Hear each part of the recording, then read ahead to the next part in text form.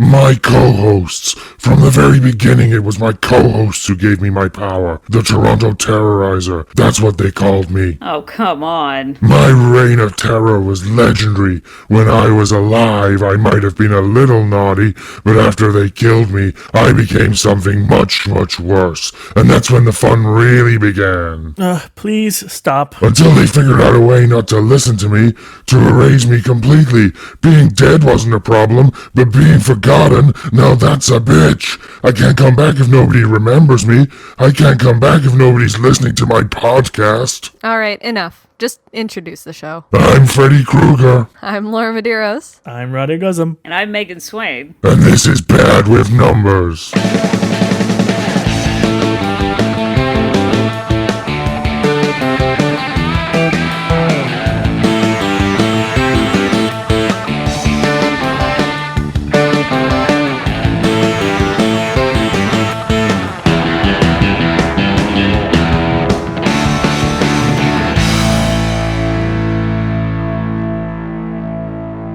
All right, what's your dream versus movie? Let's go. I'm just going to get it out of the way. It's Neth versus Shrek.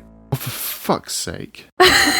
I would like to see that too. That's like every episode of this podcast. No, it's because it's building. Like, the tension is building within Neth. Like, if, like, the listeners, if you see Neth's physical reaction every time you mention Shrek, you know it's like this angsty, I don't know, anger? What is it that's building up? That I feel like if you saw Shrek, you could take him out. I know I could take him out. Look, if me and Shrek ever cross paths, that motherfucker is going down.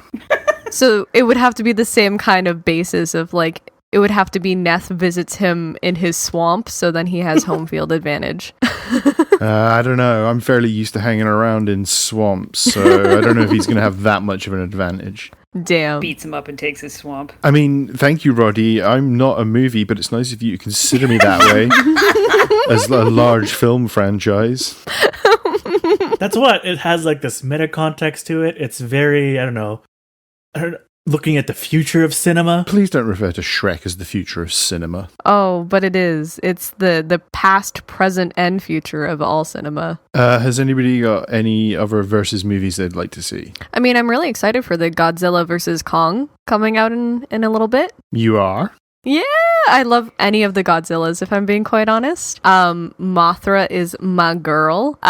So I've been trying to convince Cohen that if we were to have a girl, I want her middle name to be Mothra, because I want her to have a strong female presence to look up to, right? So I mean, sure, why not, right? That's always been my thing. But yeah, I'm really excited for that one. I mean, yeah. My versus would either be Chucky versus the Leprechaun. Yes. And I have to admit, when Endgame came out, I really wanted a scene towards the end where Deadpool and Cable pop into view, and then Cable briefly fights Thanos just to see Josh Brolin fight himself. That would have been awesome. Because they had time travel technology. It would have been a perfectly valid cameo. I'm sad that they didn't do something like that. I mean, it might have pepped up the ending of that movie a little bit. I mean, Josh Brolin's just kind of awesome, right? So yeah, he's great. Serious answer, I guess, would be let's just have a RoboCop versus Terminator movie. Sweet. Because both of those franchises are kind of dead as disco at this point, and you've got nothing to lose by throwing those two characters into the mix with one another. Mm-hmm. Or, you know, another Chucky-based idea, maybe Chucky versus Brahms, or Chucky versus Annabelle, maybe? Oh, God. That's a good one. Yeah. And it would just be like two inanimate dolls sat there doing nothing while Chucky just gets like more irate and sweary for the whole movie. Even just a Brahms Annabelle mashup. I mean, I imagine that would probably be the dullest movie ever made. You mean the dollest? Oh. Oi. That would be pretty funny to shoot a movie that largely doesn't have human beings in it, and it's just creepy dolls being moved around a set and just... I mean, Roddy's already got half of the cast in his house already. Listen to our Brahms the Boy 2 episode if you don't know what the fuck we're talking about. Roddy looks very comfortable. He's snuggled into a little blankie. I know, hopefully I don't fall asleep. Because Freddie might get you, yeah? Welcome to Bad with Numbers, a podcast about mostly terrible sequels. This week on the show, we're talking about Freddy vs. Jason from the year 2003, directed by Ronny Yu. Oh. This is our first mashup movie we've done, I guess. You know what? I'm really kind of thankful to have this, because after the past couple of movies, it was an easy watch. Oh, yeah, this one goes down real easy. Yeah. It has a plot that it follows through on, and I think it has to do with the fact that there's a formula to all of these type of horror movies, and so to a certain extent, and I would say that this movie is more of an Elm Street movie than it is a Friday the 13th movie. So it's absolutely, they clearly knew what they were on about, where the beats were going to be with this, except for the last third of it, which is Freddy and Jason stabbing each other. I mean, formulaic is definitely one word to describe this film. Were you guys familiar with these franchises? Not really. I've watched Freddy, the first one, and Nightmare on Elm Street, and the second one. I haven't watched any of the others. And then Friday the 13th, I've watched none of them. Really? This was your first trip to Voorhees land? Oh, never mind. I watched In Space. Oh, Jason X, okay. What? I tend to watch the ones that are the most campy. Does that count as a Friday the 13th movie? Yes. Okay. Jason goes to space at some point? Jason does indeed go to space. The movie came out a year before Freddy vs. Jason. Oh, did it? I was just going to say, is that where we lead off? Is this canonically, is it actually a part of the whole series? It takes place 200 years after Freddy vs. Jason. Okay. In each movie, does he somehow always find himself back at the lake? I mean, generally, yeah, that's how most of those Friday the 13th movies end, with somebody trying to figure out how to get Jason back into the water of Crystal Lake. Well, they should do one of those, fish out of water things and do Freddy and because then there would be a journey. If he's where would Freddy go? Oh, Roddy, they already tried it with Jason Voorhees. Did they? Yeah, part 8 of this series is called Jason Takes Manhattan. What? Oh, that's not that. That isn't as far. You could still road trip it. I was thinking overseas. Well, you say that, but he actually boat trips it to Manhattan. He actually takes a cruise ship from Crystal Lake to New York in that one. Only the last 12 minutes of that movie were actually set in Manhattan. Of course. The rest of it was all filmed in Vancouver or something. Amazing. Of course it was. But at least with in comparison to Manhattan and the Freddy vs. Jason of this movie, at least for the most part it delivers, and they actually go head to head, not just at the end, but little sprinklings throughout the movie. At least it did that. Yeah, sure. I mean, it delivers on the promise of the premise, and we can't really fault it for that, right? Yeah, I mean, it doesn't take its sweet ass time. Like I said, I was thinking about this when I was watching it because it came out in 2003. If this were to come out now, it would be at least a half hour longer, and the entire third act would probably be an hour long of them chasing each other around, and and they would have built up to it like a shared universe or something. But at 90 minutes, it's pretty it goes through things at a pretty good pace. It doesn't, Yeah. Let's do a little history on how this movie came to be then. Tell us, Neth. Okay, so the Elm Street series was so important to New Line Cinema that they basically dubbed the studio the house that Freddy built. That first Elm Street movie came out in 1984. It's a legit classic, right? It's Wes Craven's best movie, Sorry, Vampire in Brooklyn. It legit holds up, and with the exception of 1986, there is an Elm Street sequel every year for the rest of the 80s. Meanwhile, the Friday the 13th series is chugging along nicely for Paramount. It's already 4 movies in by the time that first Elm Street movie arrives. And it has a fairly loyal base of fans who will turn out for every installment as well. They all do fairly respectable numbers at the box office. And around about 1987, Friday the 13th creator Sean Cunningham tries to get a Friday the 13th Elm Street crossover off the ground, but the two studios can't work out a deal. So we get to the 90s, and both of these series are starting to show some real signs of fatigue. The aforementioned Jason Takes Manhattan is probably considered the worst in that series, and the same kind of goes for Elm Street 5, which came out in 89. So they're both kind of dwindling, and also people were just not really into that kind of horror. They wanted more psychological horror, like Silence of the Lambs. We have a much stronger female protagonist in those films as well, a lot different from the sort of bimbo archetype that populated these films in the 80s. Nonetheless, New Line Cinema actually buys the rights to Jason Voorhees from Paramount, but what they don't buy is the actual name to the Friday the 13th brand, which is why Jason in Space is called Jason X and not Friday the 13th in Space or whatever. New Line legitimately kills off Freddie in 1991 in Freddy's Dead, and they essentially do the same thing with Jason Voorhees in 1993 in Jason Goes to Hell. They make an effort to revive Freddy in 1994 by bringing back Wes Craven to do New Nightmare, which is like a super meta sequel where the actress from the first Elm Street movie is actually stalked in the real world by Freddy Krueger. It's kind of like a proto-run for Scream in terms of like postmodern horror. That's creepy.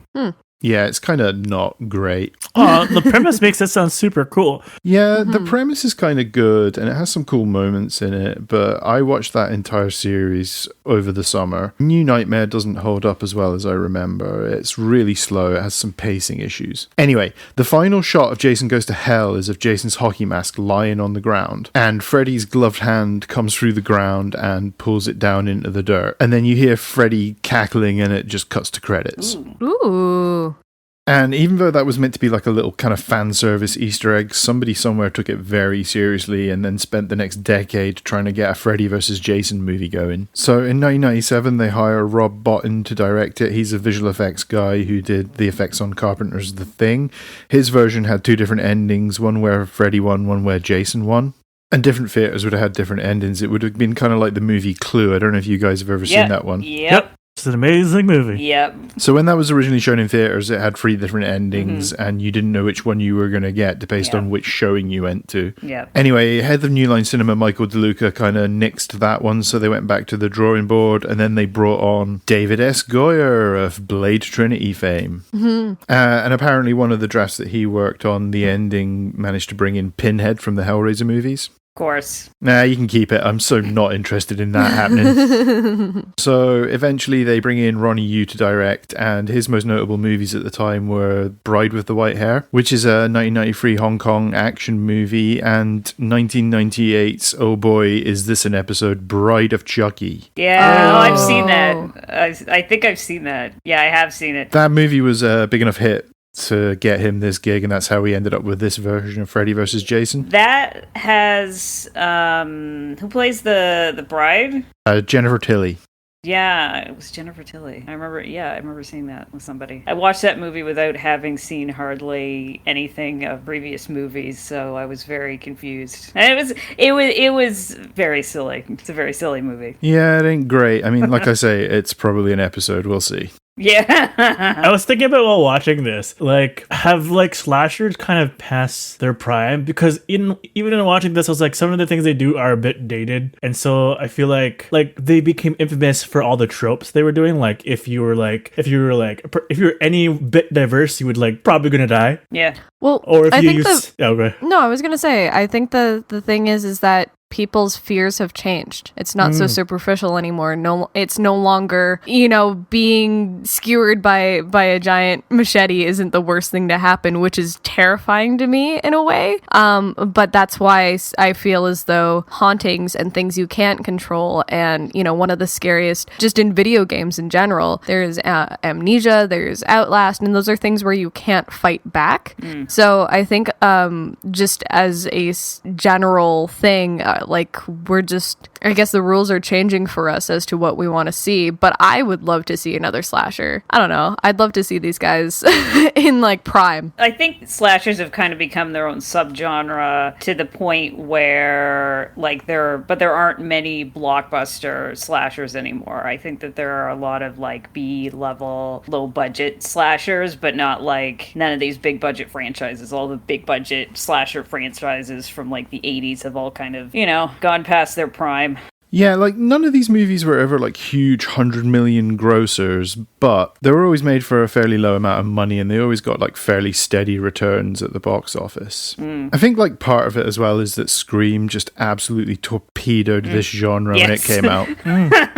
By having your horror movie characters achingly aware of horror movie tropes, you kind of deflate that entire genre in one go. But they're still fun to watch. And I had fun watching this movie, and honestly, the parts of it that disturbed me the most were the dad and the scene where the girl's, I guess, asleep and some dude wearing a bunch of fucking glow sticks gets on top of her. That this was not Billy okay. Idol looking motherfucker, yeah. That disturbed me. That was the part of the movie that disturbed me the most. Not people getting their heads hacked off. Yeah. You know, it's there's a level of just, you know, unrealness to slasher films a lot of the time that, I mean, especially franchises that have been around for a long time are so exaggerated that they're more darkly comedic than anything else. You know, like it gets to like Evil Dead 2 level of absurd dark gore, as opposed to things that are genuinely disturbing, because it's a form of escapism, right? Mm-hmm. You know, it's like what Laura was saying, like there are things that genuinely disturb us, and that's why we enjoy watching psychological thrillers. And then there's just, you know, slasher flicks that have like jump scares and... Well, I always wondered, like, where did it come from, like, the slashers of the time? Because it felt like, I remember watching them when I was younger, like, it very much seemed to, like, any vices that you would do, like, even in this one, like, if you were drinking, you're gonna die. Yeah. If you were smoking pot, you were gonna die. Oh, yeah, they're And I'm just like, very it's judgmental. It's the old school slasher rule about if you have sex, that's it, you're gonna die, you're done for, right? The sluts the sluts die or something. I don't know if you guys ever saw Cherry Falls with Brittany Murphy. Yeah, it did a twist on it. Yeah, it was kind of the idea that you wouldn't get killed if you did have sex. Yeah, that's kind of an underrated little movie. Well, I guess to kind of, like, what makes a good horror film is, or, like, in this genre, is, again, something that plays off your fears. Yeah. And I think the best ones that kind of expand on this genre, like, there have been good slasher films. Like, I thought Final Girls was good. I thought the next Halloween, like the newest one, with, oh my god, the girl that's in everything that she plays the best friend. I have no idea who you're talking about. Yeah, the newest Halloween. Yeah, no, I know. I went to the premiere of that movie. I've seen that movie a few times, but I'm absolutely blanking about who you're talking about. She's in... It doesn't matter. Don't worry about it. This is kind of relevant to my situation, isn't it? Several years ago, I saw somebody recommended to me a French horror film called Inside. Oh no. And it's a lady chasing a pregnant lady around trying to cut her open. You shouldn't even be thinking about that movie in your current condition. Well, I'm not going to watch it now. I watched this several years ago, but it's a really fucked up movie. It's a fucked up movie that kind of waxes and wanes between psychological thriller and just straight up slasher. Because there's like a male character that there's a guy that shows up. I can't remember why. He's like a maintenance guy and he gets smashed on the head. And then after he gets smashed on the head, he starts trying to kill other people, which doesn't make any sense. There's a whole section of that movie that's very classically slasher, but it's so gory. Oh my god. Yeah, I mean, spoilers for Inside, I guess, but it basically ends with this psychotic woman played by Beatrice Dahl.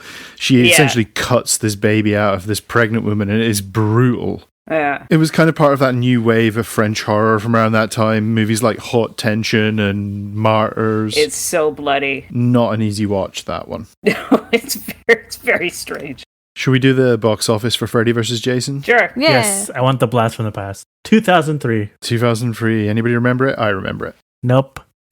I was in 3rd grade. There we go. I mean, you might have seen some of the movies on this list. Harry Potter? No, I don't think there was a Harry Potter movie that year. Yeah, Prisoner of Azkaban, I believe. I flexed on my teacher that I skipped school to go see it, and my mom's like, you don't say that. And I was just like, oh. I mean, I'm not going to fight you on this one, but just to be a dick, that was actually 2004. You know what? You're right. It would have been, because I went from 3rd grade from September 2003. So you're right. Yeah, I'm sorry. It's a horrible curse to know this kind of shit. No, please. Okay, so this movie opened on August 15th, 2003, and it definitely reeks of a tail-end summer movie. I think Alien vs. Predator came out around the same weekend the following year. Yeah, we're definitely going to get to that one, and if not that one, definitely its sequel. Anyway, this movie opened at number 1, and it took in a huge 36 million on its opening weekend, which is pretty impressive for a horror movie in 2003. I think it ended up making 82 million overall, which actually makes it the highest entry in either of these franchises. I mean, it's a fun movie. I get it. Yeah, we'll see. Okay, but then, like, at that time, too, they really cranked out Yeah.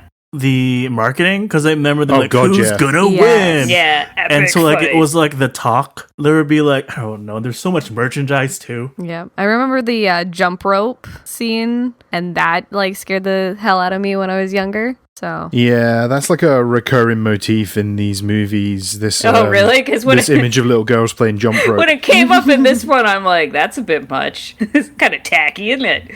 Because it felt like a cliche in this one, which by this point it was, I guess. Number 2 at the box office this weekend was the massively underwhelming Colin Farrell action movie SWAT. That one isn't notable for very much, apart from the fact that it has both Samuel L. Jackson and Jeremy Renner in its cast. So I don't know, like maybe Stealth Avengers prequel.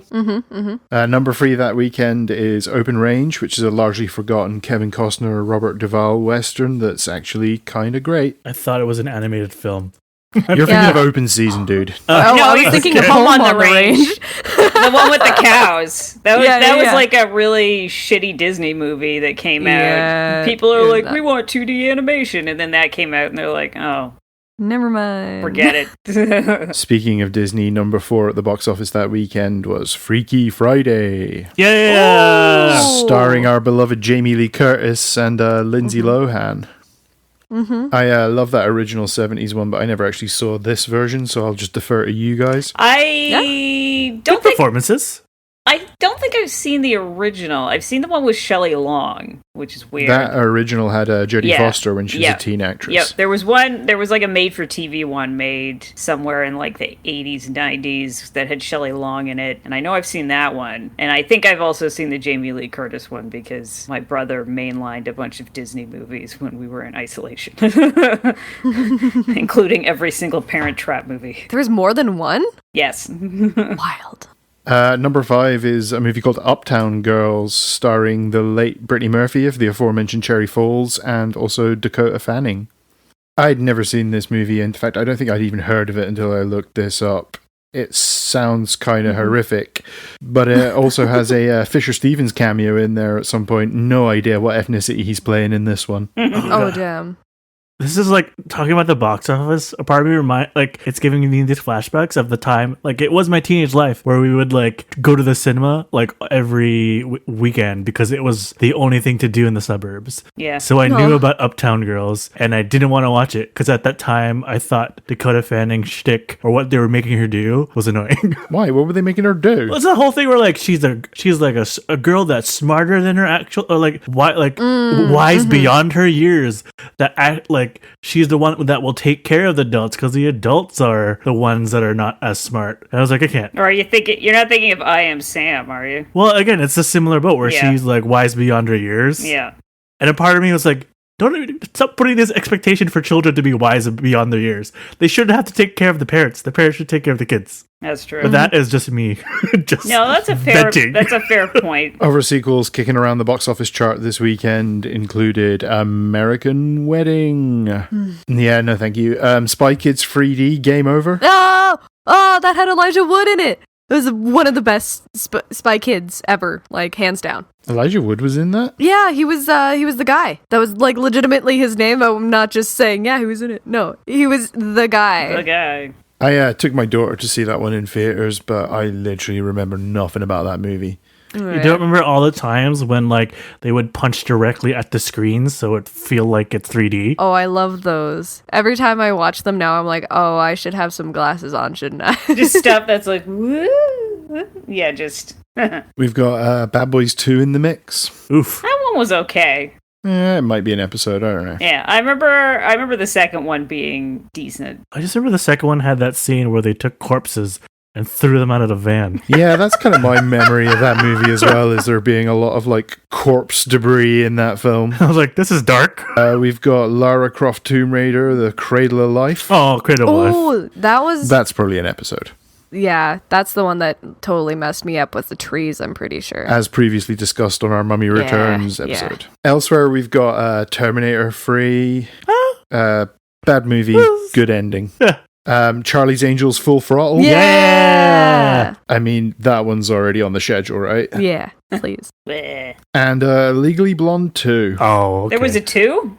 There was. There's a Legally Blonde 3 coming later this year as well. So That's fun. It's where like Elle Woods goes to the White House and you can imagine the shenanigans. Elle Woods goes to the White House. So it's basically like election. Like her character No, it's in not. Election. No, I'm just kidding. I would love Election when she goes to the White House. That is another story. Well, the ending of Election alludes to because Matthew Broderick's character spots Reese Witherspoon's character like working as a page or something at the White House. Oh yeah, that's right. He gets all pissed off about it, like she's like working, or she's like an assistant to some kind of politician or something, and he gets all like, should we get into this movie? Yes. I kind of feel like this movie has beats, and we should talk about said beats. They are sick. Drop them. So yeah, we basically start out with this Freddy Krueger monologue being Mr. Yeah. Exposition. The greatest hits. Yeah. Yeah, it really is. We get like this little Montage. montage of some of his greatest kills. We also see Robert Englund as a non-charbroiled Freddy Krueger, and I think this is actually like the most screen time he gets out of that makeup in any of these movies. Quick note about Freddy Krueger, and look, I'm a huge Nightmare on Elm Street fan. These movies have been in my life as far back as I can remember. I think I saw Nightmare on Elm Street 3 when I was like 7 years old. So these have been with me a long time. He murders preteens before he's killed by these parents, and then when he comes back after he's dead, he kills teenagers. What's up with that? It's hard to question a killer. Character growth. He revised his MO, I guess. Yeah, I don't know. I just always kind of wondered what a Nightmare on Elm Street movie looked like where he was terrorizing, actual children and not horny teenagers. Yeah, where do you think he draws the line? Is it 16 or 18? Like, when would he no longer consider Laura, that? this is a question that kept me awake a lot as a child. As I lay in bed each night hoping I was too young for Freddy Krueger to come calling that evening. Yeah. Right? Damn. I mean, he does kill adults in these movies as well. Oh, yeah, they kind of allude to that, right? Oh my god. Keep it in your pants, Freddy. Choose your one, Yeah. and then just go for it. Wait, is he killing out of revenge? Why is he killing again? There's never... why? Okay, so depending on which version you believe, he is either a child murderer or a child molester and murderer, which is what that 2010 remake posited. Basically, he was tried for his crimes and got off on a technicality, so the parents of the kids he murdered decided to hunt him down and burn him to death inside the boiler room where he was a janitor. I kept thinking of that parody on The Simpsons where, Yeah. where it's the PTA meeting. Do not touch Willie. Good advice. turns up the thermostat. Subsequently catches Willie on fire. Yeah. That was a good one. I love the Treehouse of Terror. Yeah. The first couple. Yeah. And now, Are they still knocking those out every year? I think so. I mean, Yeah. it's been a long time since I gave a shit Yeah. about anything The Simpsons was doing. But like, it's a classic. It's almost like an encyclopedia of if you forget anything. Because a part of me was like, oh, what's the whole deal with Freddy Krueger? But then when you went to The Simpsons, like, oh, now I can piece it together. Yeah. So I used it as my own basis for this movie. One of the things we see in this montage, by the way, is Johnny Depp getting eaten by a bed. oh, Yeah. yes. Yes. Like, First Elm Street was like his first movie, I think. Yeah. That's right. It flashed by so quick that I was like, wait, was that? Oh. When Yeah. crop tops were in season. If I'm being quite honest, the what is it? I guess it's the tendons coming out and like being used as a puppet. That's the one that kind of So gross. Yeah, that's the one that I saw when I was 7 years old. That's kind of stayed with me. So, yeah. Yeah, that seems like it would, because even when they kind of referenced it later on, I was just like, ooh, yucky. Yeah, that was kind of like a watershed moment for the Elm Street franchise. That comes early on in the third movie. Yeah, those first two movies don't really have those kind of creative kills like that. I mean, yeah, we have like Johnny Depp getting sucked into a water bed and like a geyser of blood coming out. But mostly they just consisted of Freddy like stabbing and slashing his way through his victims with his glove. And then they just started getting like more and more gonzo with the ideas. And as the series went on, the kills just started getting like more ridiculous and kind of outlandish. Yeah. Well, they usually were like, I feel like they were kind of metaphorical. Like, oh, they watch too much TV. Well, now they're gonna eat a TV. Oh yeah, it was very much like a case of you die for your sins at the hands of Freddy Krueger. I mean, he was almost kind of like a social justice warrior in that respect. So sorry, How did they get rid of Freddy? Because I think they were saying something about how, like, they would fight back in their dreams and just say it wasn't real, but when one of the characters did that, it didn't work. So, like, what's the damage? So basically what happens invariably in every Elm Street movie is that the heroine will eventually figure out that Freddy Krueger can be brought into the real world from the dream world. And what they will then do is usually find a way to try and kill him in the real world. I mean, he's been kind of blown up with dynamite. He's been had his bones like buried in a scrapyard. These are generally the ways that you kill Freddy Krueger. Nice. And in that first movie, Nancy, the protagonist, she actually realizes that the way to stop Freddy is to just completely remove his power from him by eventually just straight up ignoring him.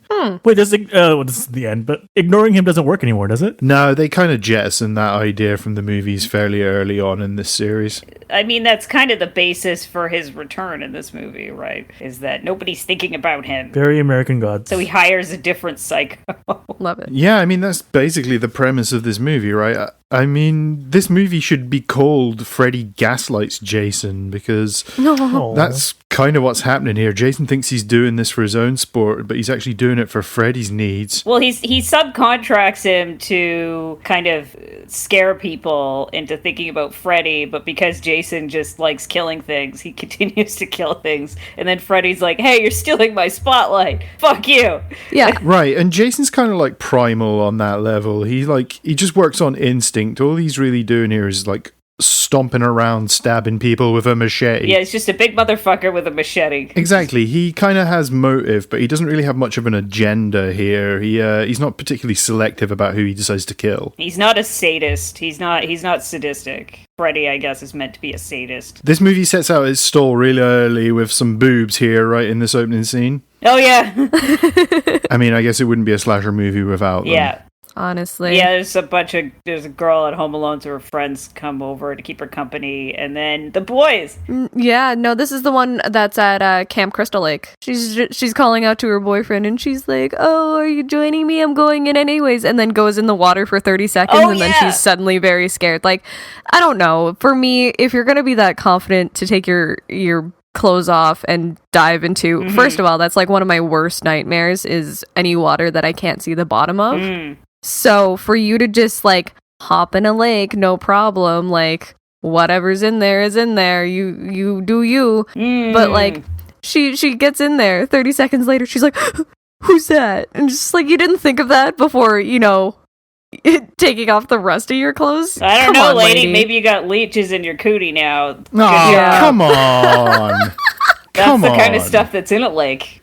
That's why you shouldn't go skinny dipping in a lake. I'm not talking from personal experience. I'm just saying lakes have leeches. Different movie. But yeah, I don't know.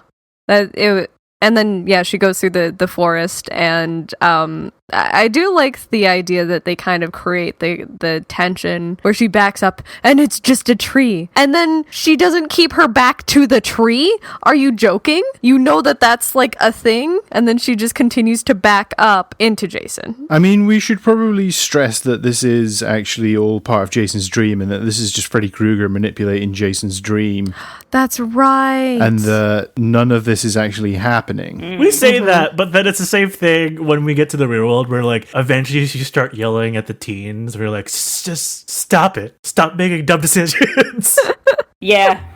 When it gets to the real world, one of my notes is this movie's working really hard to make me hate these people. Sorry, quick question. How did Jason die before this one? Because he was just literally mask and bones at that point before Freddy brought him back. So what happened prior? I don't actually remember the specifics of how he dies at the end of Jason Goes to Hell, the movie before this one, but at the end of Jason Takes Manhattan, he gets a bunch of toxic sludge dumped on him and actually reverts back to being a small child.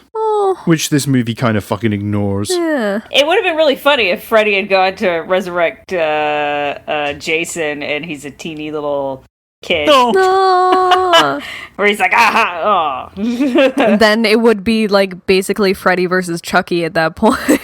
Freddy raises Jason and gets him to kill people. Oh my god. Monster daycare. I mean, this is Freddy Krueger we were talking about. He would have probably just molested and murdered that kid. Damn. Now I'm sad. Yeah, Freddy taunts Jason here with like the head of Pamela Voorhees, Jason's mother. She was the original killer in that first Friday the 13th movie. Oh. Kind of feels like a missed opportunity to have Betsy Palmer back to play this character, but I don't know, I guess she was otherwise engaged. So the original was more of a psycho kind of thing? Yeah, there's not really much supernatural elements in that first movie. It's basically just kind of a stalk and slash summer camp film. Well, I had to wonder about the mom because I was like, if she knew that he was going to be bullied like that, why did she send him to camp? It wasn't that she sent him to camp. She was a counselor at the camp. And she was looking after him at the time. And that's how he ended up drowning, being bullied by these kids. So that's why they killed her. I see. Okay. Things are coming together now.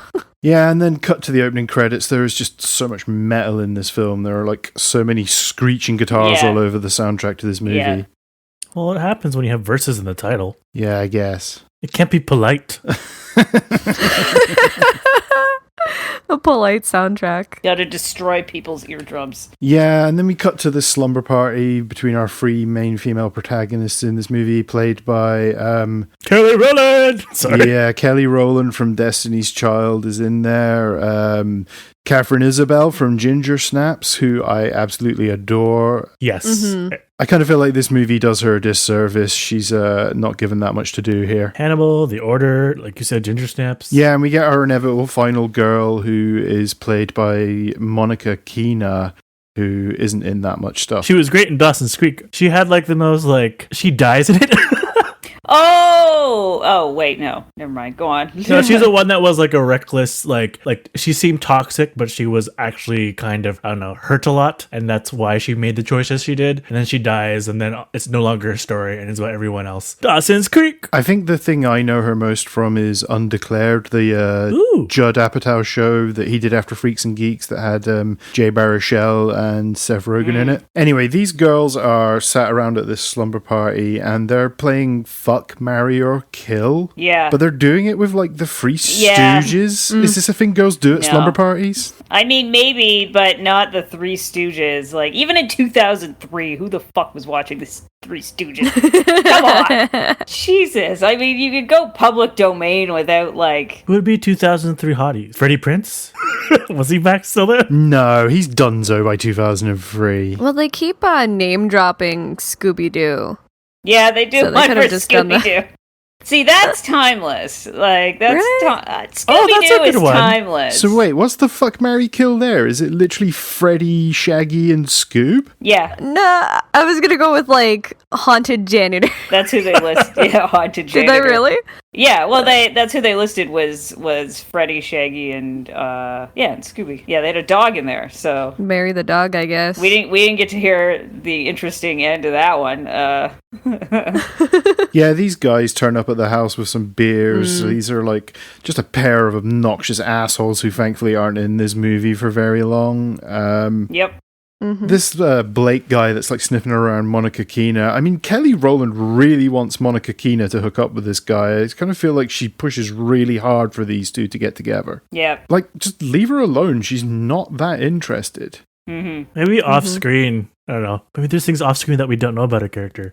I mean, not really, because she goes on about how her mum died and how her boyfriend left her and she has to look after her dad. I mean, she doesn't really leave a lot to the imagination after that. So maybe Kelly Rowland, I don't remember the names. Maybe she hears that every day. So in her mind, that would help. I don't know. It's a teen movie. Somehow sex seems to be the solution for a lot of things. Or hooking up. I mean, isn't that the case when you're a teenager, that sex is just the solution to everything? Everybody has at least one person in their group of friends that tries to play matchmaker. Like, it's such a just ugh. Really? Sometimes they're trying to play matchmaker with themselves. constantly. Wait, who is this person in our group of friends, and why are they not doing their job properly? Yeah, so Katharine Isabelle and her boyfriend, whose name I can't even remember. This guy is just a fucking obnoxious meathead. Oh, Trey. Oh, yeah, Trey, that's it. They go upstairs to get it on, which they duly do. They leave the door open. Yeah, I know. Well, maybe that's... They are I don't know. That's confidence. confidence. Or it could be their kink. That's honestly probably their kink. Yes, probably. Possibly. And then Jason shows up while Katharine Isabelle is in the shower. Don't worry, it's a body double.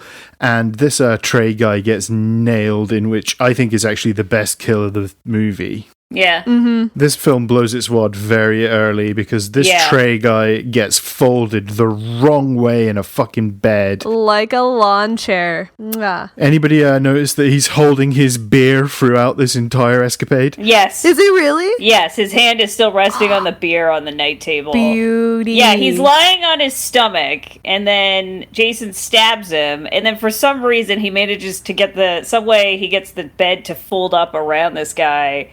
This isn't a bedroom. I don't know why there was a folding bed in this fucking bedroom. I was like, why does the bed fold like that? I mean, it looked fucking cool, but at the same time, I'm like, I don't understand why they don't hear his ghastly, curdling screams before it even, he has the time to fold it up. I mean, they're all downstairs, listening to metal, probably. She's, in the shower, so... That shower is really loud. yeah, It's a power shower. Exactly. Nobody can ever hear anything when they're in the shower in the movies. It's true. Ever. All I ever hear in the shower is the sound of my own sad thoughts. So yeah, they all come running out of this house screaming their heads off. Instead of calling 911, they're just standing in the street screaming. Well, there's a killer inside. Of course I would run out of the house. I'm not going to make the call and see if they're still in there. I mean, you could grab a phone on the way out, though. Well, no, because the power was out at the time. Yeah. So whenever power was out back then... Mad respect for these people for not cowering in a corner. Instead, they run and just shriek hysterically into the street. But this is 2003. They had cell phones in 2003. I No, guess. 2003, sometimes you had to wait till your mom would let you have a cell phone. 2003 was pretty early in cell phone land. I mean, some people had flip phones, but I don't know. I mean, I definitely had a cell phone in 2003. Well, lucky you. I guess I'm just Mr. fucking Fancy Pants then, right? Get your pinkies up, Neth. You fancy man. Cell phones can't exist in horror movies in general, otherwise solutions will be solved too quickly. yeah, it's true. But that's why I kind of enjoy these type of horror films, because it's just pointing out the things that make no sense. So yeah, they're out in the street, and then it just so happens that local cop Lochlyn Munro is happening by. Scary movie. Yeah. Yeah. He was also in the movie Dead Man on Campus. I don't know if any of you guys ever saw that. Jen. I have seen that. I was literally just talking about this movie the other day because there's I was trying to describe this movie to Brian because at the time, this was years and years ago, my friend was trying to get me to help him write a script for a similar concept. And I was like, oh, okay, well, there's this other movie that's similar, so we should watch it. And yeah, that's got it's got Mark Paul Gosselaar in it. It's got Zach Morris himself. Yeah, probably my favorite Mark Paul Gosselaar movie. Not my favorite Tom Everett Scott movie, though. That would still be That Thing You Do. But yeah, because I was talking about the scene where they try to get the goth guy to be their roommate because they assume that he'll kill himself because he's constantly talking about death. And then they walk into the bathroom and find him singing show tunes in front of a mirror. And they're like, "You're just a fucking poser." Yeah, that's a terrible movie, by the way. It's very silly. We get to the police station and we get the first dream sequence of this movie, and these are always the best part of the Elm Street movies because they have this weird otherworldly creepiness to them. Mm-hmm. And that's when you get to be creative, right? Yeah, it's kind of like when all the rules are off and you can do whatever you want. So Monica Keena's wandering through this station and she walks past all these missing children posters and they just start kind of Harry Pottering her, just their eyes start following her around the room. That's pretty frightening. If you saw all of a sudden a missing child photo just come to life, I would scream and run the other way. Yeah. It reminds me of there was this episode of Family Odd Parents, like the cartoon, where they have the fame of infamy of all the bad kids that they had before, and Timmy brings a couple of them back to life. It just reminded me of that, where it's just I don't know. I didn't get Harry Potter vibes, which is the weirdest thing for me, that I got cartoon vibes from that instead. she comes across this wee girl that's sat crying on the floor, and it turns out that she's got no eyes, but she's got plenty of exposition as she decides to tell Monica Keena that Freddie's coming back and blah, blah, blah. That was great SFX, though. I really loved that over her eyes. It looked ace. Little Orphan Annie going on there. Yeah, some of the special effects in this film have aged fairly well. Some of them not so much. We'll get to those. Anyway, we cut back to this Blake character, and he's sat on his porch moping, and Freddy Krueger turns up, and Blake enters this dream world where Freddy can't quite kill him because he's not powerful enough yet. Did anybody spot the goat here? There's a goat in this sequence. Yeah. That was so strange. Was it supposed to symbolize something? Yeah, it's at the bottom of the stairs for some reason. Oh. Oh, yeah, it's just never explained. Yeah. Yeah, like, you know me. I get excited when I see a goat in a movie. Was it supposed to be like, oh, we need a jump scare? A goat? I never see that coming. Yeah, it's like, I don't know. I guess it's just meant to be in there to be kind of creepy, but Yeah. it's adorable. That was a goat. Okay, that's fine. And then he comes out of the dream to find that his dad has had his head chopped off, and then Jason shows up and kills Blake too, and that's Blake out of the movie, and it's no loss to anyone. Nobody cares about Blake. Yeah, and then we go back to the high school, and everybody's freaking out because there's been all these murders. Did anybody spot, lingering around in the background as an extra, the Wasp herself, Evangelina Lilly, in this movie? No way. Really? Yep, pre-Island Kate Austin is kicking around in the background here. I was too focused on, what's it called? The person that plays Gib? The one that had her boyfriend sandwiched. She, like, I appreciate it because she actually went hard of effectively showing what you would look like if your boyfriend was stabbed to death and also crushed in a bed. Because she just looked traumatized, and, like, I felt like... I mean, that's because Katharine Isabelle is a great actress and Yeah. kind of underused by most movies and TV shows. But normally you wouldn't see that. Normally, like, when people die in these films, it's like the next scene is like, oh, I mean, she does go to a rave that night, Yeah. so... Yeah. well, it's because her Yeah. friends are probably terrible because they're like, no one will cheer you up after this gruesome murder. A rave. Yeah. And there's like that fucking nerd dude that won't leave her alone. Oh, this guy played by Chris Marquette, he's played this kind of nerdy character in a lot of movies. Creepier than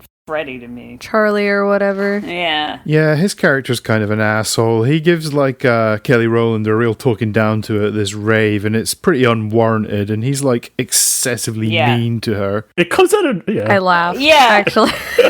It was pretty good. I was like, was that supposed to be impressive? Because it just makes you seem sad. Yeah, I mean, he comes off as, like, really condescending here. Yeah, exactly. I'm like, you've been following this woman around. What the fuck do you expect her to do? Like, her friend's obviously going to try to... We cut to an asylum where a bunch of Elm Street kids have been carted off to and made to take this drug Hypnosil. Yep. I don't remember this drug being a plot device in any of the other movies. I may be wrong on that, but basically what it does is it acts as a suppressant to stop the characters from dreaming. Yeah. And we meet Jason Ritter for the first time in this movie, son of John Ritter. I wonder if maybe he's in an asylum because he was somewhat of a problem child.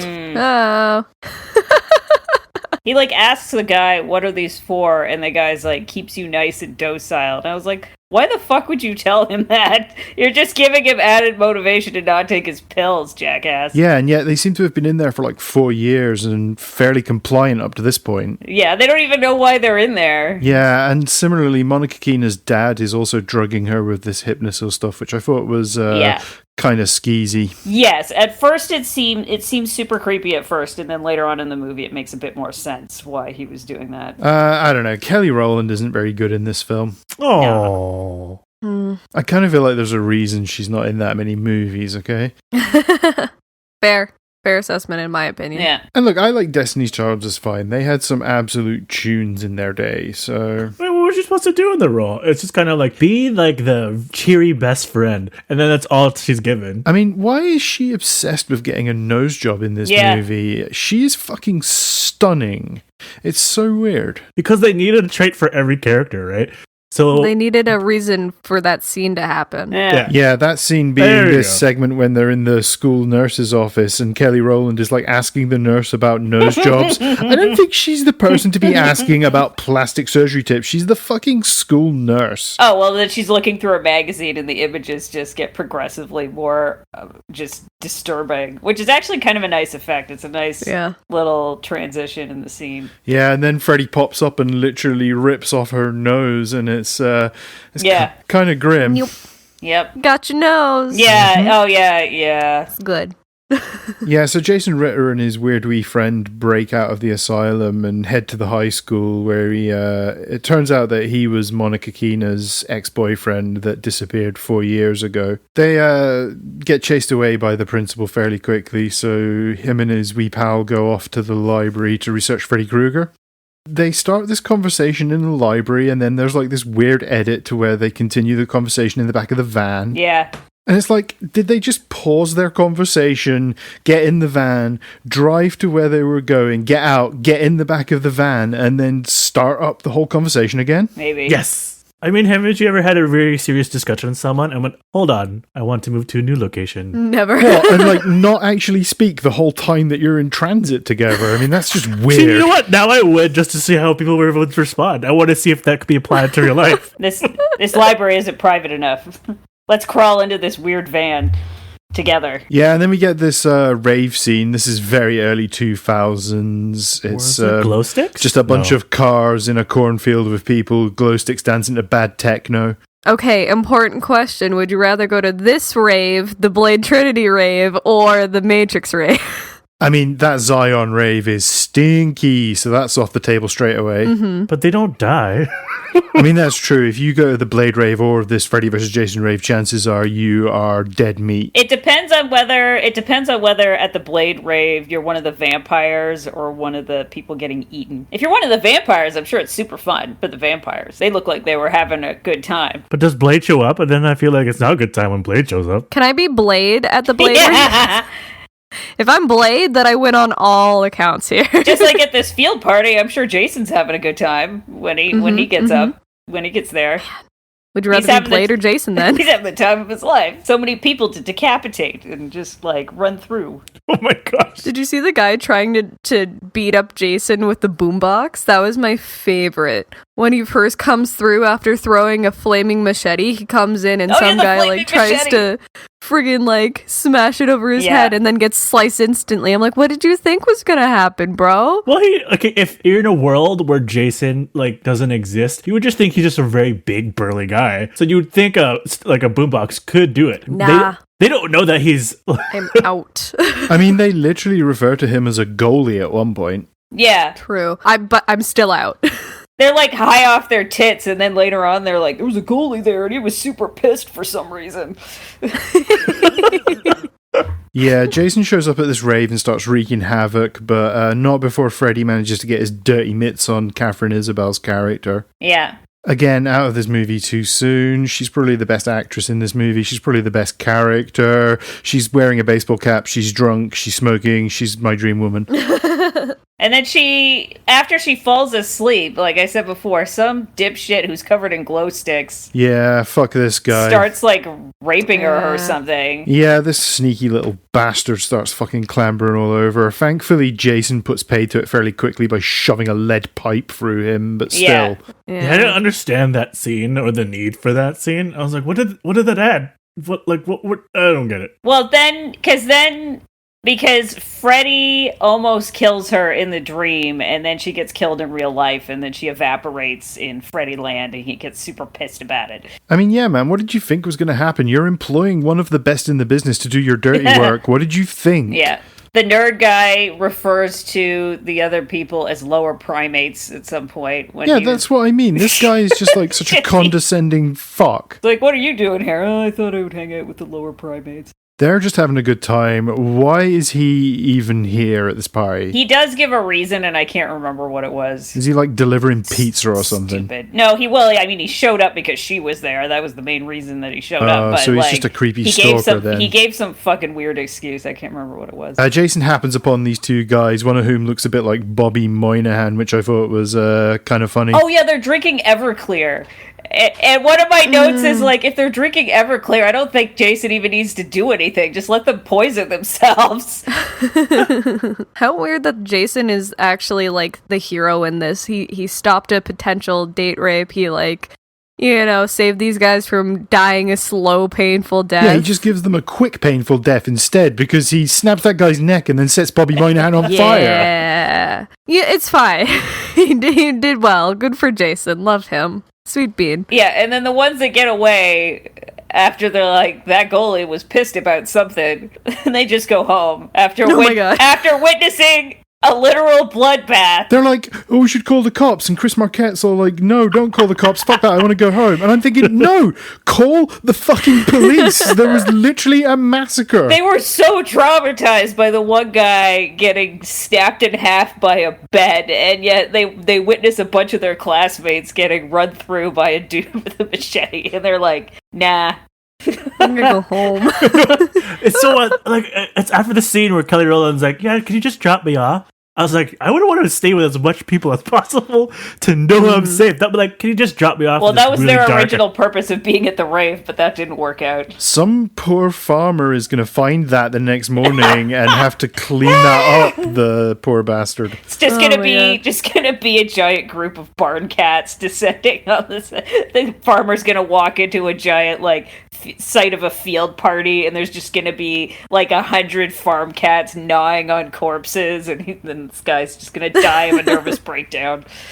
I don't know, I kind of feel like we spend a lot of time farting around with these teenagers in the first half of this film and not much time with Freddy or Jason. It just kind of feels like we're somewhat shortchanged here a little bit. I mean, it would be fine if this was an early entry in the franchise and we were getting to know all these characters, but the movie's called Freddy Vs. Jason, and that is what people are paying to see in this film. Yeah, I know I brought it up earlier, but that's how I usually feel with the Godzilla films. Where, I remember one of the more recent Godzillas, the reboot, people were complaining. They were like, there's too many monsters and not enough human interaction. And I was just like, the movie's called Godzilla. Are you joking? No, I want to see the action. I need that. Yeah, this movie works really hard to have a plot, which is interesting given the fact that it's a hammy mashup of two different over-the-top horror franchises. Well, I imagine it's hard to fill out however many pages or minutes this movie is with just Freddy versus Jason, because Jason has only one mode and then Freddy has only one mode. They're not going to change by the end of the movie. I like the scene where what's-her-face falls asleep on purpose and then she gets a glimpse of Jason's childhood where he's getting mocked and tossed off a dock or something. I felt cheated because I thought she was going to then become Jason's ally. Yeah. And then she was going to be able to he was going to see her and back down because she tried to save him. Yeah, I don't know if that's really kind of Jason's deal. I don't know if that sort of would be against the grain of his character. Yeah. He's not the kind of guy that works with allies. He's just working on instinct mostly. That bit kind of goes nowhere because it's oh, she got some insight. Doesn't really matter. Weird joke in there too with Freddie when it was in the scene where Freddie was fucking the camp counselor. Oh yeah, and then he was she was dead, and he mentioned something about that. I was just that's wow, okay. We go back to everybody kind of sitting around explaining the plot to one another and talking about the plot, and oh, for the love of God, would you stop explaining the plot to one another? There's a fucking bathtub scene. Oh, yeah. After they went home. Yeah, Freddy gets his first kill around about 50 minutes into this movie. It's you sad bastard. Yeah, it's Jason Ritter's little friend that gets all sliced up. Is it Mark? I think it's Mark. Yeah, Freddy gives us a lot of exposition while in a bloody bathtub. Thanks for the explanation. Yeah, and then they go all the way back to the asylum to go and nab some Hypnosil. I mean, I don't know why they don't just jack a pharmacy. Why they have to break into this heavily guarded facility to get this stuff. Is this before or after Freddy writes Freddy's back? Yeah, it was just after. On the guy's back. That was funny. I'm is that because you've returned, or do you own this guy? Both. That's kind of the level of punnage that Freddy Krueger operates on. Yeah. Also, I was wondering, when they broke back into the insane asylum, why is the police officer sneaking, too? I don't know. I guess maybe he just cares more about this shit than his job. For me, I would have just been okay, it's the cop, and just be I found I found this kid, I'm returning him back. Oh, I forgot to mention that there's this stoner kid that they blatantly wanted to be played by Jason Mewes, but I guess he wasn't available or whatever. He goes to the asylum with them, and what a surprise, he gets high. Yep. Because that's clearly what you do when you're trying to stay awake. I mean, I know whenever I have difficulty staying awake, I get out of my gourd on drugs, you know? And then we get this shitty CGI caterpillar crawling into the fucking scene. Oh, yeah. And I guess... weird ass Alice in Wonderland thing. Yeah, this is meant to be a manifestation of Freddy Krueger. This caterpillar blows a bong hit like a fucking pro and then convinces not Jay to put all of the Hypnosil down the drain. Yeah. Because he's a fucking dumbass, I guess. Drugs are bad. Just say no, kids. And then Jason turns up and fucking fries this cop, and it's kind of hilarious. That was pretty intense. Yeah, this guy goes out like a fucking Pop-Tart. It's amazing. Yeah. Then a possessed, not Jason Mewes, fills Jason with sedatives, but not before Jason can, like, slice this guy in half. So good. I mean, that's why people go to these movies. Like, you have these dumb teenagers, and, like, the way they're written, and you're like, they're written in a way that when they do die, you like, I guess there's less guilt or less feeling super sad that they died. It's written so that the average teenager who watches this movie will feel smarter than the teenagers. I'm doing air quotes. Teenagers, young people that are on the screen. Mm-hmm. It's like, I wouldn't do that. Ha.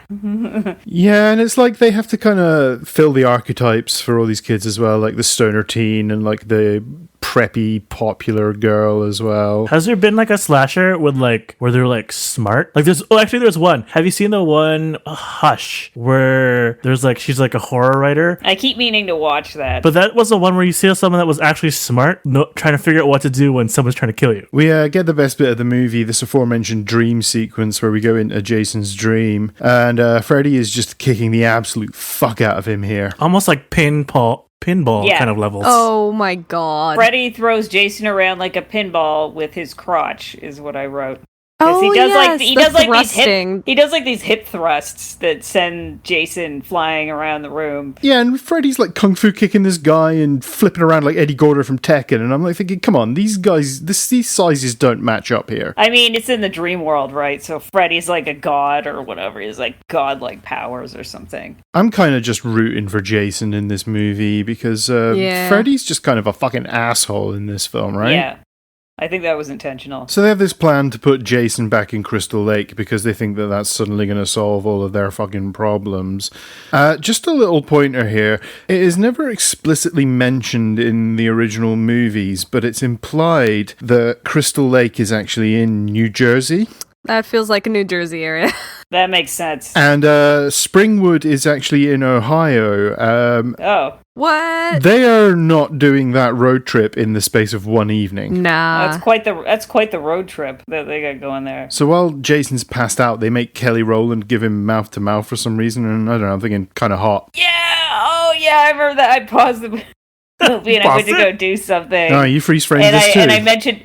No. I paused the movie because I went to go get a drink or something, and I said to Brian, and I was like, "Oh, this chick has to give CPR to Jason Voorhees." Also, why did I'm just a little bit weirded out that they knocked out the main character. Like, why did they give her a sedative too? She hasn't slept in a while. Like, she's been tired this whole time. So yeah, that seems incredibly dangerous to me. Wouldn't you want her to like naturally sleep instead of having to try and wake her up versus a sedative? Yeah. Like, I don't know. You'd think they would maybe be carrying around like a shot of adrenaline to bring her out of that fast. Exactly, right? I don't know. Felt weird. Yeah, because of that, we get like Monica Keena, like farting around in this dream for a while. And then she pulls him out of the dream world and we get to the actual meat of this movie, which is Freddy versus Jason. And I think we've got like 10 minutes on the clock at this point. Mm-hmm. Yeah, Freddy says some weird rapey shit at some point. Yeah, and he also says something incredibly racist to Kelly Rowland. Yes. But she in turn then says something incredibly homophobic to him, so I guess neither of them come out of that the king. Oh, yeah. Yeah. And then Jason wrecks her by slamming her into a fucking tree. Oh, that was so good. It's like they just put a dummy in a bazooka and just shot off. I loved that so much. Is that the scene where she makes fun of his sweater? Yeah. He's like, who kills people in a Christmas sweater? Yeah, and then Jason just launches her into a tree. Yeah. So good. So Robert Englund was nearly 60 when he shot this movie, and they've got him jumping around like nobody's business. Still got it. I know they were using like stunt people, but come on, even then, this guy is old as shit at this point. love it. Yeah, because he like tries to kick Jason in the crotch, and it doesn't, like kicking a brick wall or whatever. Yeah, this last segment of this movie is kind of like a fucking Home Alone film. Yep. With Yeah. them just like dicking around on a building site and shooting propane tanks at one another and Oh, yeah. fucking dropping Oh yeah. boxes on one another. Yeah, my attention started to wander at that point because I was like, "Wait, this is the real world, right?" Yeah. Because they had already had a scene in the dream world where they're fighting in like an industrial area, right? So this scene that takes place in like the real world feels like kind of a retread of that, and so it was, I don't know, it was very confusing to watch. But when you get into the real world, it's like hard. Like the fight has to only be physical, so you lose all of Freddy.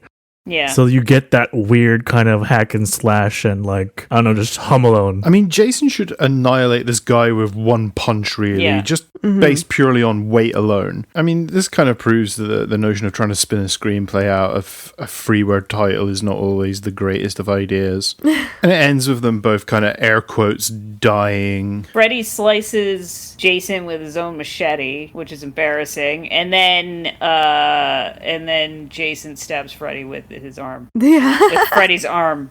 Oh, he gets his head cut off by the girl. Monica. She grabs a hold of the machete and starts flipping out on him because, like, you ruined my life. You're the reason my mom is dead. Blah. Because they gotta tie that back in. We spent a lot of time getting the backstory. They had to make that plot count for something. That's pretty much all the resolution we get for these two characters. Only Jason Ritter and Monica Keena make it out of this movie alive. There is an alternative ending on the DVD where they both die. Ooh. Oh, And then we get this final tag of Jason re-emerging from Crystal Lake, and he's like carrying Freddy's head with him. I'm not sure why. I don't know what he's going to do with that thing. It's like fucking... Why not just leave it at home? It's a trophy. And then Freddy's disembodied head winks at the camera, cut to credits. Oof. It should have ended with Jason yeeting his head across his I loved that. So Oh. good. You know, he winks at the camera and we think that's it, and then whoa! Yeah, he just punts him back into the lake. And that's kind of how the movie ends, and we get some fart rock metal over the end credits here.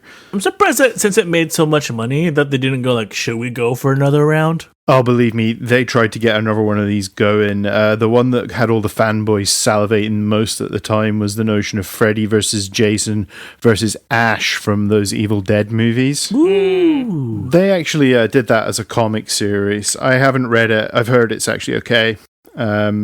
Not inclined to check it out for any real reason. I also feel like the movie wasn't really embraced the way New Line had hoped. Yeah. There was kind of like a bit of fan backlash about it at the time. Yeah, I mean, it's fun, but, like, I mean, it would have been fun when Bruce Campbell was a little bit younger to have a series of Ash versus so-and-so movies. It's like, you know, him as the protagonist versus, you know, famed psycho killers and stuff. That would have been super fun, but I don't know. Wouldn't happen now, because obviously Bruce Campbell's a little long in the tooth for that. I just think that when you put versus in a title, it creates expectations that will never satisfy anybody. Yeah, that's why Kramer versus Kramer is such a crushing disappointment to me.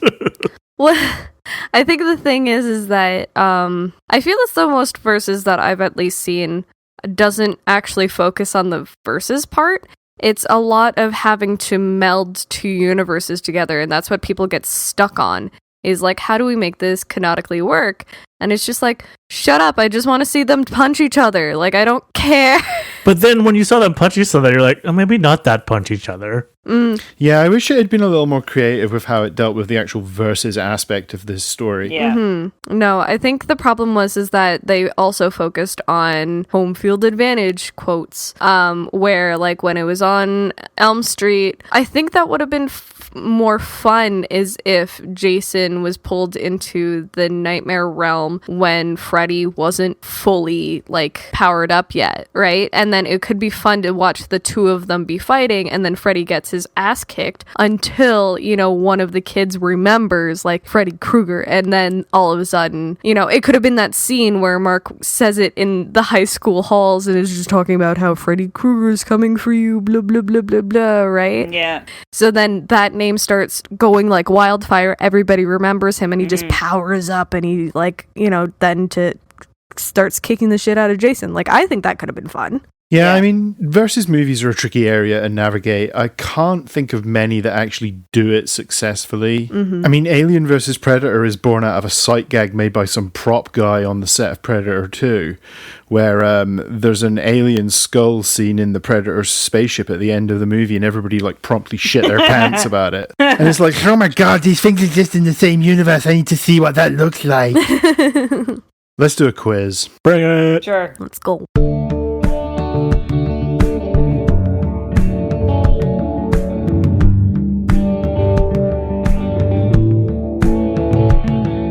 He's got lots of fingers and a hat upon his head. His complexion's kinda burny because he's actually dead. Got a real distaste for teenagers. When he kills them, he really gloats. Can you guess which of these lines are actual Freddy quotes? Nice. I love that. That was good. Oh, thank Yeah. you. It was very relaxing. Yeah, I mean, I tried to get like a whole dream pop thing Yeah. going there, but I think those are my favorite, are the swaying ones. Okay, so this quiz is about Freddy Krueger killing people and then dropping one-liners as he does it, which is something he was notably famous for, especially in those later movies. I am going to lay out the scenario for you and then give you two options to the punchline that Freddy actually used to cap off this death. And I need you to decide which one is the actual one and which one is one that I have just made up. We're going to go a different direction around the virtual table tonight, so I'm actually going to start with you, Roddy. Okay. In Nightmare on Elm Street 3, The Dream Warriors, Freddy kills Taryn with a massive overdose of heroin. Damn, 80s. Yeah, I know, right? Does he say A, What a rush. or B, Time to up your medication. I want to say B. I'm sorry, it's actually A. Aww. Nice. The time to up your medication is so much better. Yeah. Well, It is. thank you. Okay, Megan. Mm-hmm. In the same movie, Freddy nails Square-Eyed Jennifer by smashing her head through a TV set. Is his payoff A, Let's see what's on the murder channel. or B, It's your big break in TV. B. That is correct. He does say B, it's your big break in TV. And then he caps it off with a welcome to primetime bitch, because he is just obsessed with calling people bitch all the time. Love it. Okay, Laura, Yes. we're still on Nightmare on Elm Street 3 because it is the best sequel in this series. Freddy kills fantasy nerd Will by stabbing him in the heart. Does he tell the poor kid A, Sorry, kid, I don't believe in fairy tales. or B, I'm the only wizard round here, kid. I want it to be B, but I'm going to say A. That is correct, it is A. I'm the only wizard here. I'd love for that to be Freddy. Roddy, Mm-hmm. we are moving on to Nightmare on Elm Street 4, The Dream Master, in which Freddy drowns Joey in his own damn waterbed. Oh. Is the quip he uses A, Hey, Joey, here's how to make a big splash. or B, How's this for a wet dream?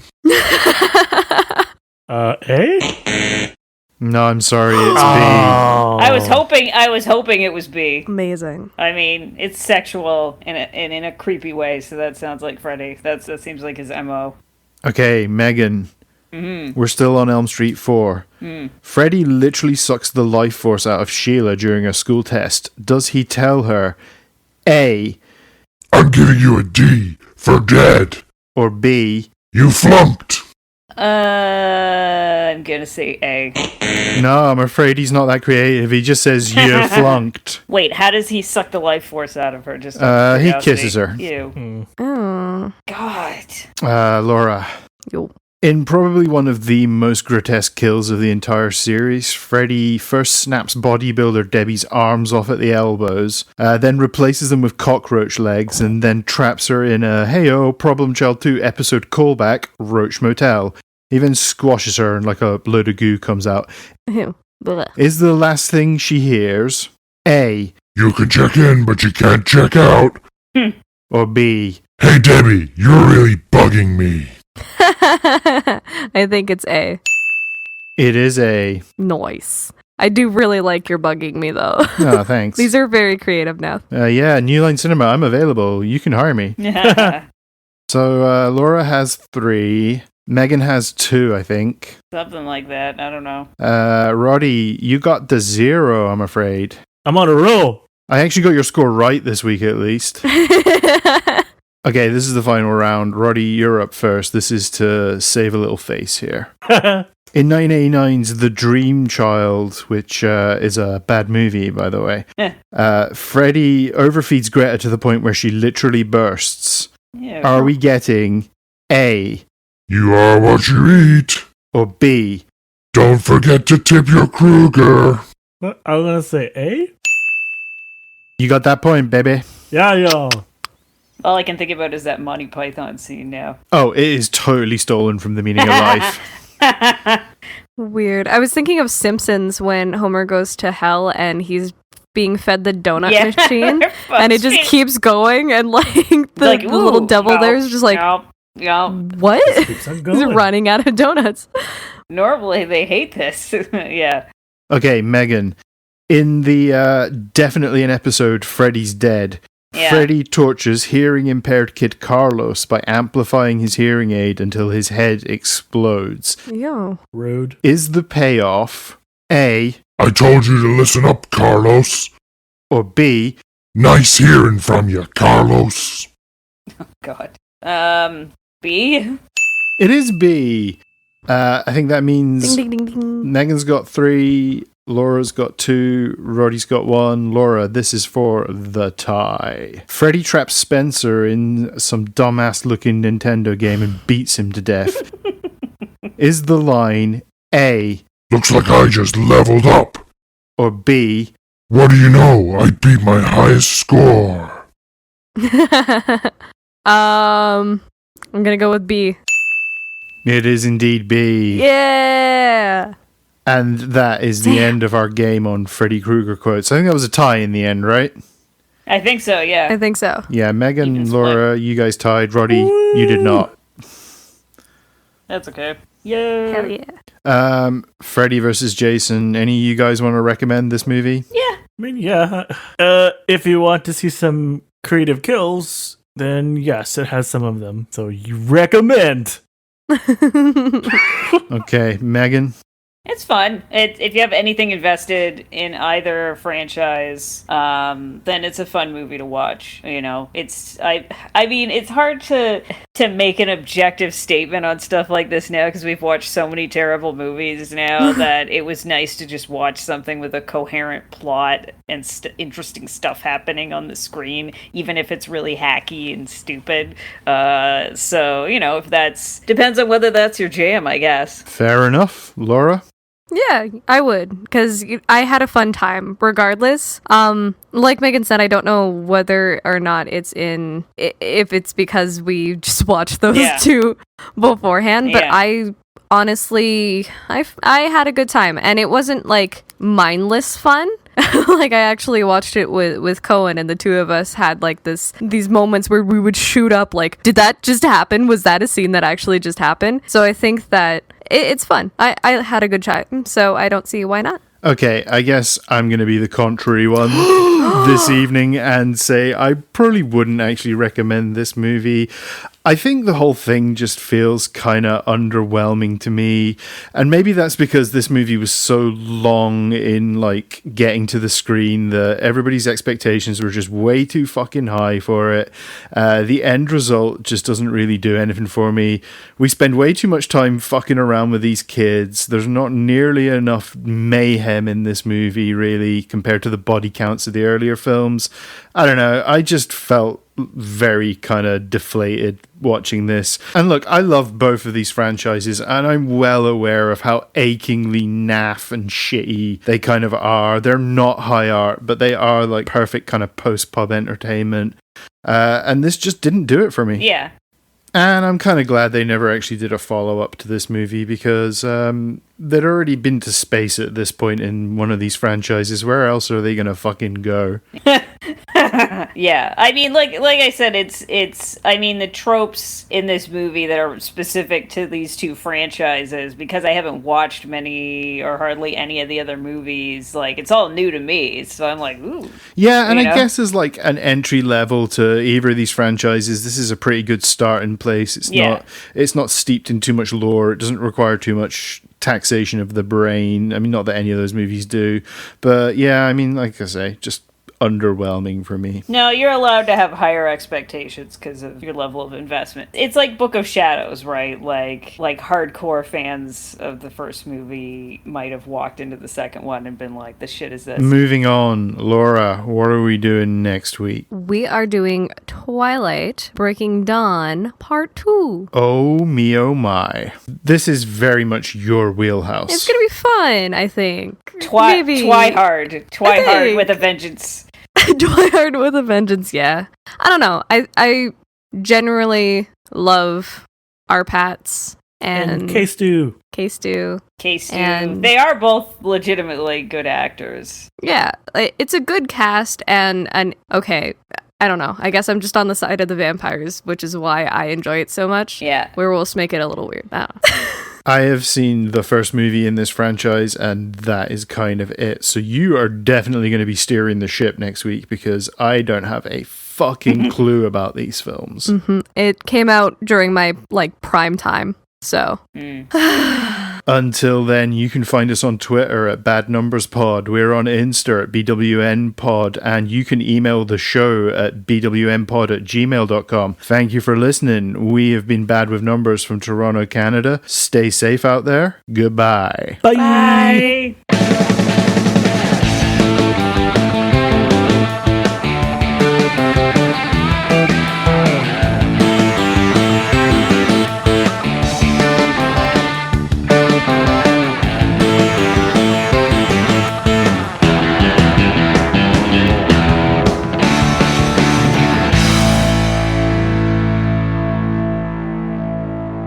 What's with kids today, huh? No respect.